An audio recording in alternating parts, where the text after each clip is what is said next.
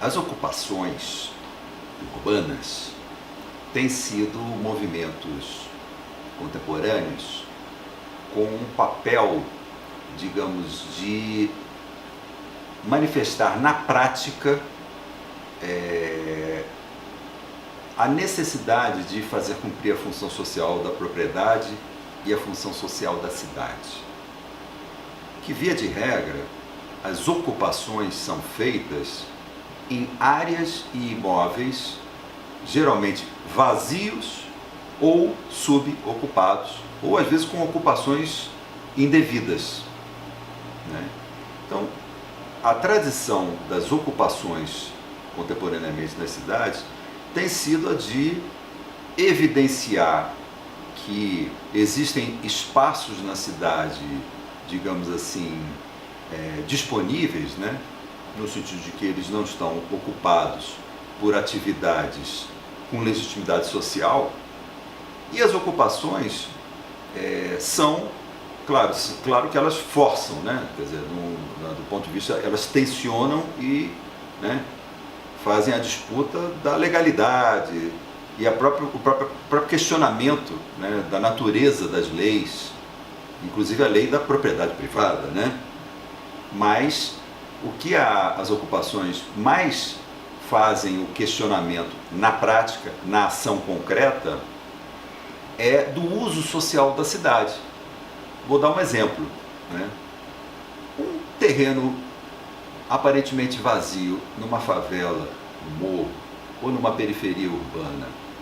Se esse terreno vazio estiver sendo socialmente ocupado permanentemente por feiras, por campos de futebol, por atividades esportivas, culturais, sociais, de todo tipo, dificilmente alguém vai ter coragem de ocupar, porque vai enfrentar uma resistência enorme do uso social efetivo, real, que é dado pela dinâmica social, econômica e cultural.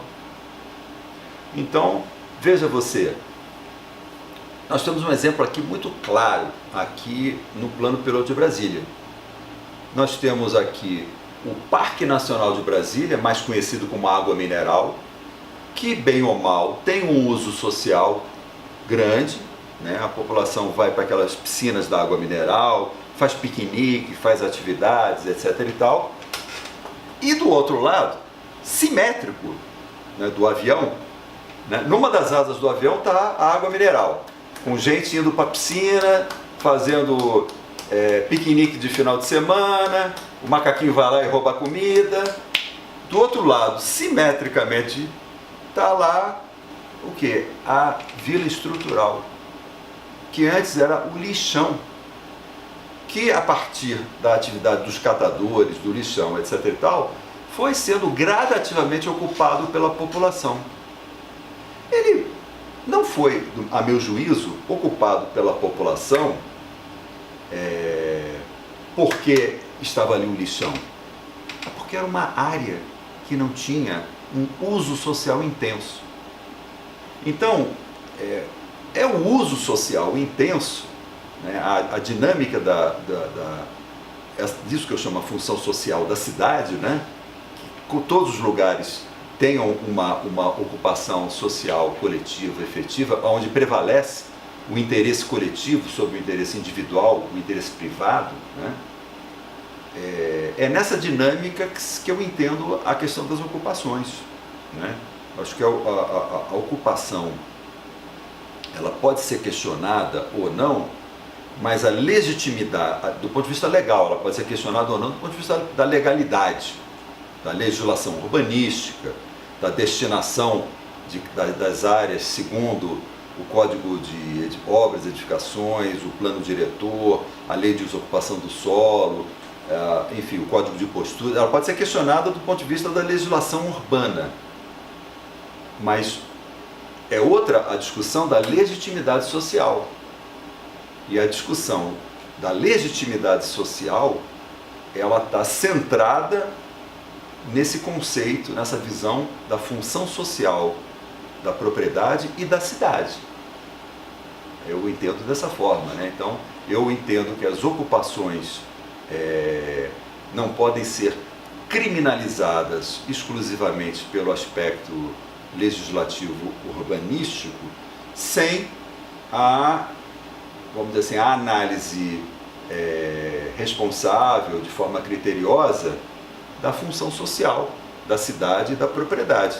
Ou seja, aquela área estava cumprindo a função social, aquela que foi ocupada, seja ela urbana, rural, pública ou privada, ela estava cumprindo a função social que foi destinada, ela tinha uso social efetivo, porque quando uma cidade, ou seja, uma sociedade, define que uma determinada área deve ser para moradia, ou para comércio, ou para instituições de cultura, lazer, saúde, segurança, educação, e a sociedade investe em infraestrutura, bota água, bota esgoto, bota asfalto, bota transporte, bota iluminação, bota energia, bota telefonia, ali é um investimento social para que a cidade funcione, para que a cidade inteira tenha efetivo, tenha um uso racional, há um investimento coletivo. Quando uma área infraestruturada está vazia, é um prejuízo para toda a sociedade que pagou pelos seus impostos, taxas e políticas públicas para que aquela área fosse urbanizada, fosse contemplada com infraestrutura e serviços urbanos e equipamentos urbanos. Isso é pago por toda a sociedade. E se isto não é utilizado efetivamente, toda a cidade, ou seja, toda a sociedade, está tomando o prejuízo. Então eu penso que uma área que não cumpre a função social, que está vazia, ociosa, subaproveitada, é um prejuízo para toda a sociedade. É sob essa perspectiva que eu debato a questão das ocupações.